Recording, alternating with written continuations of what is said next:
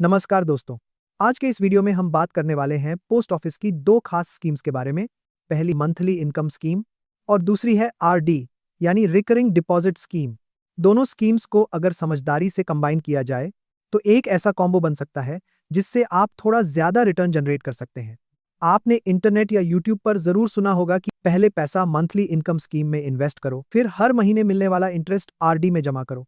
कहते हैं इससे ब्याज बढ़ जाता है, लेकिन क्या सच में ऐसा करने से फायदा होता है या ये सिर्फ एक मिथ है? चलिए आज कैलकुलेशन के साथ जानते हैं सच्चाई। सबसे पहले बात करते हैं मंथली इनकम स्कीम की। इसमें आपको 7.4% वार्षिक ब्याज मिलता है। आपको पैसा एक साथ 5 साल के लिए जमा करना होता है। हर महीने जो ब्याज बनता है वो आपके पोस्ट ऑफिस सेविंग अकाउंट में क्रेडिट हो जाता है। दोस्तों, चलिए अब एक आसान उदाहरण से समझते हैं। सबसे पहले बात करते हैं उदाहरण नंबर 1 की। मान लीजिए आपने पोस्ट ऑफिस की MIS स्कीम में 10,000 रुपये का निवेश किया है। इस पर आपको 7.4% वार्षिक ब्याज मिलता है, यानी एक साल में आपको करीब 740 रुपये का ब्याज मिलेगा और हर महीने करीब 61 रुपये आपके खाते में आएंगे। अब बढ़ते हैं उदाहरण नंबर 2 की तरफ। अगर आप 1 लाख रुपये MIS स्कीम में लगाते हैं तो उस पर सालाना ब्याज मिलेगा 7,400 रुपये और हर महीने आपके खाते में आएंगे करीब 610 रुपये। अब बात करते हैं आरडी यानी रिकरिंग डिपॉजिट स्कीम की। इसमें आपको हर महीने एक निश्चित राशि 5 साल तक जमा करनी होती है। इंटरेस्ट रेट यहाँ है 6.55% वार्षिक और मैच्योरिटी के बाद आपको एक मुश्त पैसा मिलता है। अब आते हैं असली पॉइंट पर। अगर हम MIS और RD दोनों को मिलाकर चलें, यानी MIS से मिलने वाला ब्याज हर महीने RD में डालें, तो क्या वाकई हमें ज्यादा रिटर्न मिलेगा?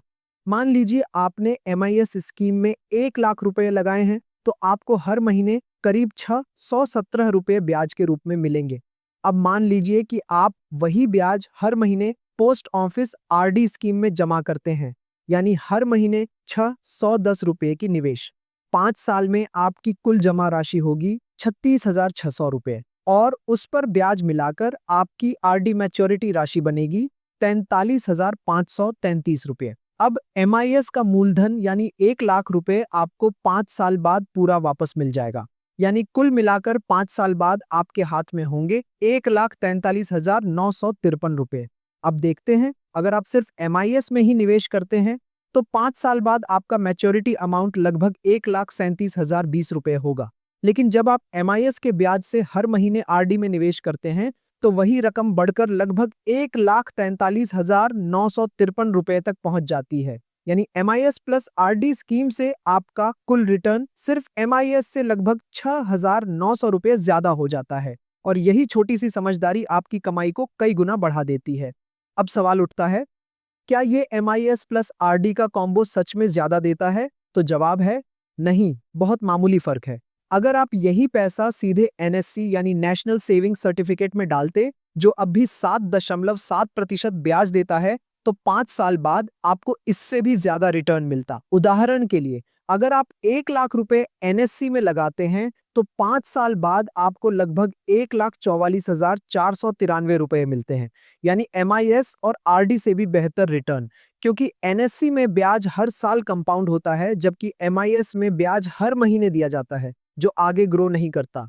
इसलिए दोस्तों, अगर आपको मंथली इनकम की जरूरत है तो MIS आपके लिए सही है, लेकिन अगर आपको हर महीने ब्याज की जरूरत नहीं है तो सीधे NSC में इन्वेस्ट करें। और अगर आप सीनियर सिटीजन हैं तो सबसे बेस्ट है सीनियर सिटीजन सेविंग स्कीम, जो देती है 8.2% का ब्याज, यानी और भी ज्यादा फायदा।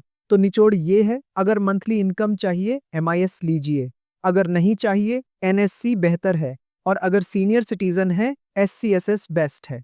तो दोस्तों, यही था आज का पूरा एनालिसिस। आशा है कि अब आपको मंथली इनकम प्लस RD के पीछे का पूरा लॉजिक साफ समझ में आ गया होगा। वीडियो अच्छा लगा हो तो लाइक कीजिए, शेयर कीजिए और ऐसे ही सरकारी स्कीम्स और फाइनेंशियल नॉलेज के लिए चैनल को सब्सक्राइब जरूर करें।